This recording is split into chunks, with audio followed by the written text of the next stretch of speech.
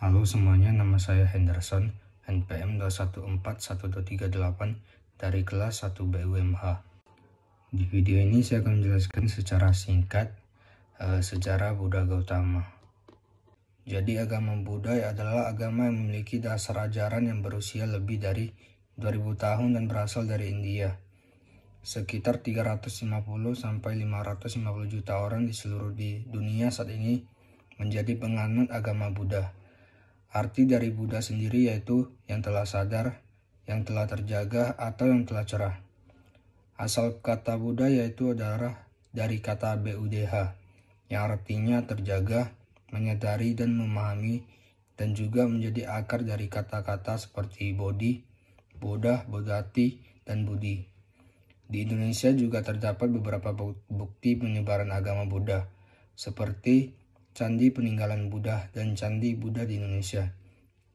Buddha adalah sebuah gelar untuk seseorang yang telah mencapai pencerahan sempurna. Ajaran agama ini mengedepankan mengenai cinta kasih dan kebijaksanaan yang dianggap sesuai dengan pengertian filsafat atau jalan hidup oleh sebagian orang. Karena itulah istilah isme yang sering ditambahkan pada ajaran filsafat juga kerap disandingkan dengan kata Buddha, sehingga kata Buddhisme menjadi sebutan lain untuk agama Buddha. Sejarah Buddha Gautama.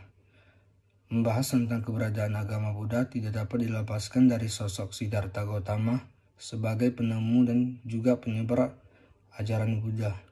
Siddhartha Gautama menemukan dan mengajarkan agama Buddha setelah mencapai suatu pencerahan secara sempurna atau disebut penyadaran penuh.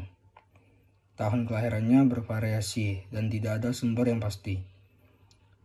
Siddhartha Gautama atau Buddha lahir sekitar abad 4 hingga 6 sebelum Masehi di kerajaan kecil yang terletak di bawah kaki Gunung Himalaya, tepatnya di Lumbini, Nepal. Ayahnya Raja Suddhodana adalah seorang kepala suku klan Sakya. Ibunya meninggal tidak lama setelah Siddhartha lahir. Dikatakan bahwa 12 tahun sebelum kelahirannya, para Brahmana telah meramaikan bahwa ia akan menjadi pendeta legendaris atau seorang raja yang agung. Ia akan menjadi pertapa apabila melihat orang sakit, orang tua, orang meninggal, dan seorang pertapa. Karena ia termasuk ke dalam bangsa ksatria, maka ayahnya tidak ingin Siddhartha menjadi pertapa dan tidak meneruskan tatah sang ayah. Untuk mencegahnya menjadi seorang pertapa, ayahnya menjaga agar Siddhartha tetap berada di dalam lingkungan istana, sehingga Gautama hidup di lingkungan kemewahan sebagai seorang pangeran dari sukunya, dilindungi dari dunia luar, diajar oleh para Brahmana, serta dilatih dalam bidang penahanan, keahlian, berpedang, gulat, berenang, dan lari. Ketika sudah cukup umur, ia menikah dan mempunyai seorang anak lelaki. Walaupun memiliki segalanya, beliau tidak pernah merasa cukup. Selalu ada sesuatu yang menariknya untuk keluar ke dunia di balik dinding istananya. Pada suatu saat, di jalanan Kapilawastu, di usianya yang berada di akhir 20-an, ia menemukan 3 hal sederhana. Yang pertama, seseorang lelaki yang sakit. Dan yang kedua, seorang laki tua. Dan yang terakhir, mayat yang sedang dibawa ke tempat pembakaran. Tidak ada hal yang mempersiapkannya untuk pengalaman semacam ini selama hidupnya. Ia baru mengetahui bahwa semua orang akan menjadi tua, sakit, dan bisa meninggal. Hal tersebut memicu berbagai pertanyaan yang membawanya terus mengeksplorasi dan melihat seorang pertapa yang mengundurkan diri dari kehidupan duniawi dan mencari pembebasan dari ketakutan manusia akan kematian dan penderitaan. Pada usia 29 tahun, Siddhartha meninggalkan kerajaannya, istri dan anaknya yang baru lahir untuk menjadi seorang pertapa, dan bertujuan untuk menemukan cara untuk menghilangkan penderitaan universal yang dipahaminya sebagai salah satu ciri kehidupan manusia. Kehidupan pertapaan dan pencerahan. Selama 6 tahun berikutnya, Siddhartha menjalani kehidupan pertapaan dan mengambil bagian dalam prakteknya, belajar dan bermeditasi menggunakan ajaran berbagai guru spiritual yang membimbingnya, yaitu Pertapa Alara Kalama dan Udaka Ramputra. Ia belajar cara baru untuk hidup dengan sekelompok yang terdiri dari 5 pertapa yang kemudian menjadi pengikutnya berkat dedikasinya yang sangat tinggi. Ketika jawaban untuk pertanyaan-pertanyaan yang tidak juga muncul, ia mengandalkan usahanya, menahan rasa sakit, berpuasa hingga hampir kelaparan, dan menolak minum air. Apapun yang dicobanya, Siddhartha tidak dapat mencapai tingkat kepuasan yang dicarinya. Sampai suatu saat ketika seorang gadis muda menawarinya semangkuk susu, ketika ia menerima, kemudian menyadari bahwa menahan diri secara jasmani bukanlah cara untuk mencapai kemerdekaan diri, dan bahwa hidup di bawah kekangan fisik yang keras tidak akan membantunya mencapai pelepasan spiritual. Jadi ia menerima susu tersebut, minum air dan mandi di sungai.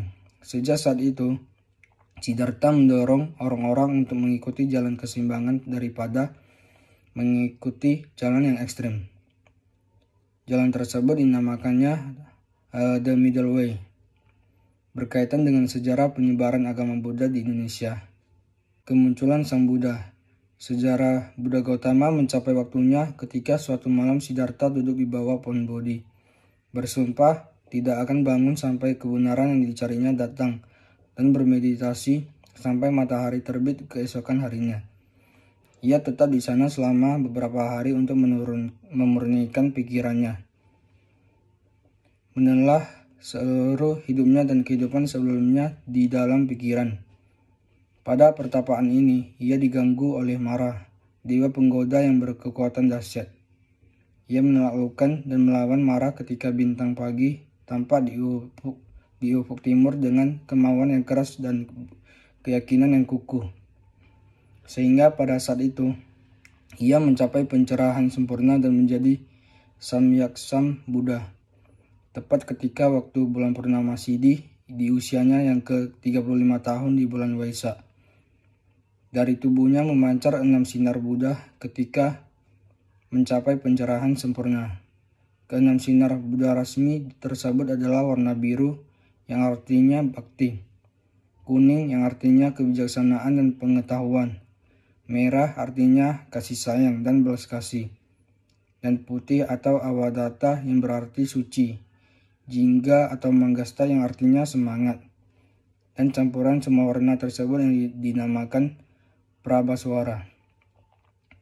Penyebaran ajaran Buddha. Sejarah Buddha Gautama kemudian mendapatkan gelar setelah mencapai pencerahan sempurna. Antara lain Buddha Gautama, Sakyamuni, Tathagata, Sugata, Bhagawa, dan masih banyak lagi gelar lainnya. Khotbah pertamanya yang disebut Dhammacakkappavattana Sutta didengarkan oleh kelima pertapa pengikutnya. Isi khotbah tersebut adalah penjelasan mengenai jalan tengah yang ditemukannya, yaitu berupa 8 ruas jalan kemuliaan dan juga 4 kebenaran mulia yang menjadi pilar dari ajaran Buddha. Kemudian Siddhartha membentuk Sangha, suatu komunitas untuk para pertapa yang tidak mengacuhkan semua pembatas antara kelas, ras, jenis kelamin, dan latar belakang manusia dengan hanya satu tujuan untuk mencapai pencerahan. Pada akhirnya, ia bertemu kembali dengan ayahnya. Istrinya, Yasodhara, menjadi murid dan pertapa juga. Sementara anaknya, Rahula, menjadi rahib di usia 7 tahun dan tinggal bersama ayahnya seumur hidup. Selama 45 tahun kemudian, Buddha Gautama menyebarkan Dharma dengan berkelana kepada umat manusia lainnya dan menyebarkan dengan cinta dan kasih sayang hingga usianya 80 tahun. Dan menyadari bahwa 3 bulan setelahnya, ia akan mencapai parinibbana atau parinirwana, yaitu meninggalkan bentuk fisik tubuhnya. Tubuh Buddha kemudian dikremasi dan sisa abunya ditempatkan di kubah berbentuk stupa yang merupakan bentuk umum dalam agama Buddha dan disebarkan dalam banyak lokasi termasuk Cina, Myanmar, dan Sri Lanka. Selama 2500 tahun, Kemudian ajaran Buddha tetap diikuti oleh banyak orang di dunia, terus menarik banyak pengikut dan merupakan salah satu agama yang tumbuh dengan cepat. Walaupun banyak yang tidak menganggapnya sebagai agama, namun sebagai ajaran hidup atau filosofi. Sekian penjelasan sejarah singkat Buddha Gautama dari saya. Terima kasih. Namo Buddhaya.